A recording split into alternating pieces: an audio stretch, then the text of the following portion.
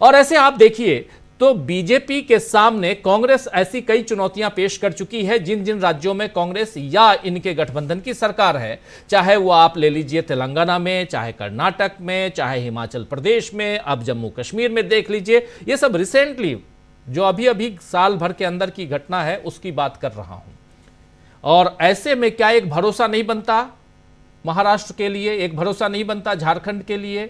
और राहुल गांधी जब संविधान की बात कर रहे हैं, बड़ी उनके 2-3 और बाइट आने वाले समय में आगे और सुनाऊंगा, लेकिन बहुत महत्वपूर्ण है कि आज चुनाव के वक्त राहुल गांधी संविधान की बात करके फिर से उन बातों को याद दिला रहे हैं जो कहानी जिसकी शुरुआत लोकसभा चुनाव से पहले हुई थी।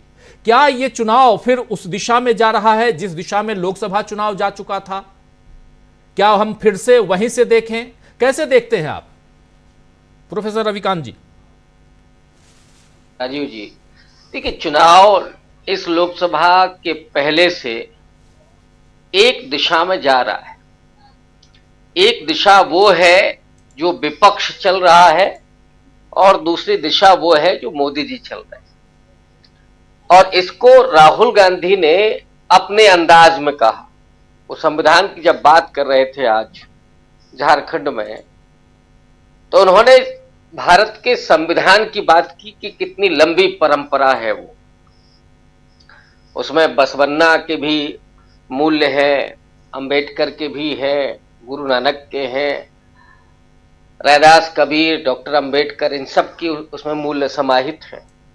और दूसरी तरफ एक ऐसी किताब है जिसकी नुमाइंदगी आज जो सरकार में है, बैठे हैं वो लोग कर रहे हैं, उसका नाम है मनुस्मृति।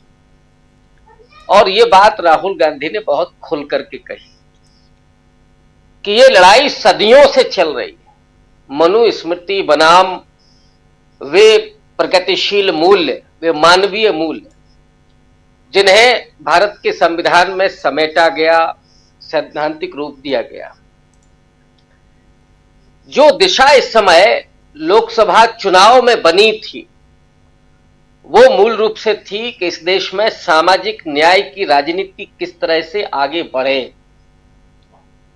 दलित, पिछड़े, आदिवासी, महिलाएं, अल्पसंख्यक, उनके अधिकारों की सुरक्षा कैसे हो और उनके अधिकारों को कैसे उन तक पहुंचाया जाए, कैसे व्यवहार में लाया जाए।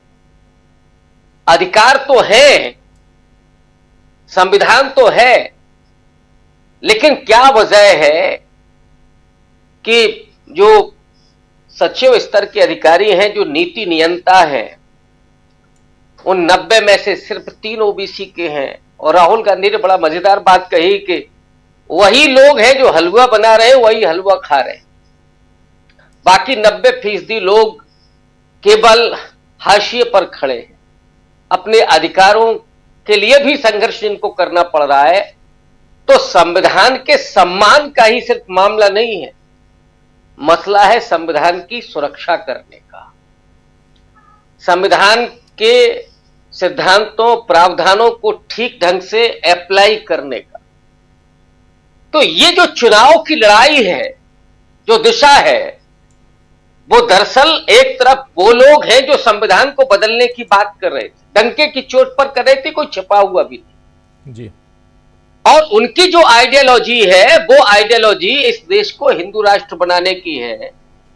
आरएसएस जिसका ये 100वां साल चल रहा है, तो देश के लोगों ने सबक सिखाया राजीव जी, वरना इस 100वें साल में आरएसएस की मंशा तो वही थी कि हिंदुत्व की विचारधारा और हिंदू राष्ट्र के सपने को पूरा किया जाए। डॉक्टर अंबेडकर के संविधान को बदल करके मनुस्मृति के आधार पर संविधान को लिखा जाए और उसके लागू किया जाए। लेकिन इस देश के लोगों ने उनकी मंशा को पूरा नहीं होने दिया। लेकिन ये लड़ाई यही खत्म नहीं हुई कि लोकसभा चुनाव में खत्म हो गई।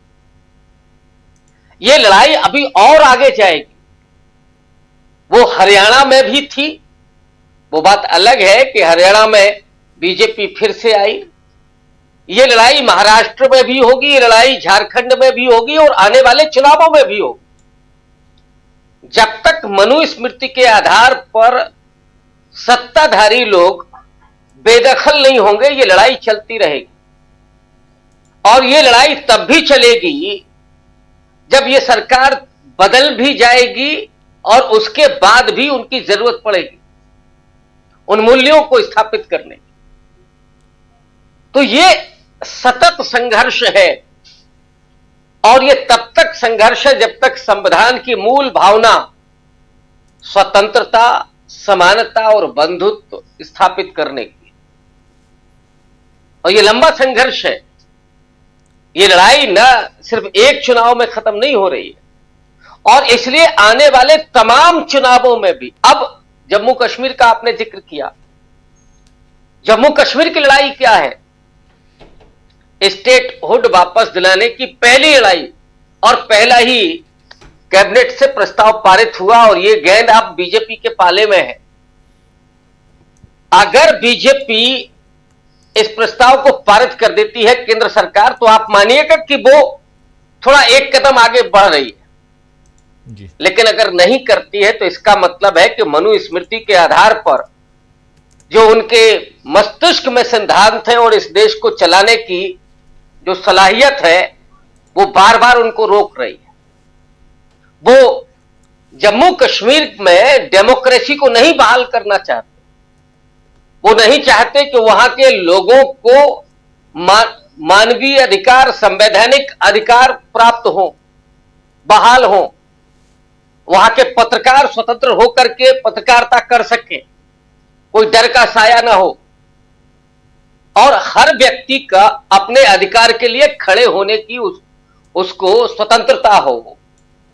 एजुकेशन से लेकर के और हेल्थ, ये तमाम बुनियादी जो अधिकार है लोगों के, वो लोगों को मुहैया हो जी। उन्हें सेना के डर के साये में, आतंकवाद के डर के साये में नहीं जीना पड़े। ये दोनों ही तरफ से जम्मू कश्मीर के लोग पिस रहे हैं। तो ये नहीं हो, बल्कि एक चुनी हुई सरकार जो इस समय है वो सरकार वहां की नीतियां बनाए और वहां के कार्यक्रम को चलाए। एलजी बैठकर के तय नहीं करे, केंद्र सरकार बैठकर के तय नहीं करे। ये जरूरी जम्मू कश्मीर में है और ये वही है जो भारत का संविधान कहता है।